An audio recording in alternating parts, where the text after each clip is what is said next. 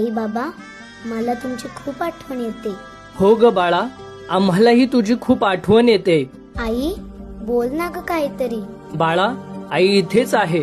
मला तुमच्या सोबतच राहायचं होतं, शाळेत जायचं होतं, मित्रांसोबत खेळायचं होतं, आयुष्य जगायचं होतं बाबा.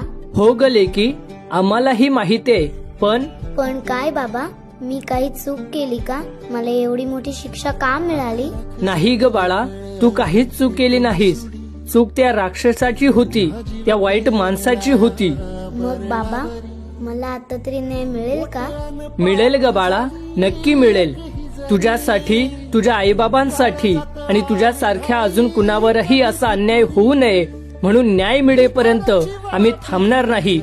आज आपल्या सोबत संपूर्ण महाराष्ट्र उभा आहे बाळा. जीव तुझ्या पायी रमानसा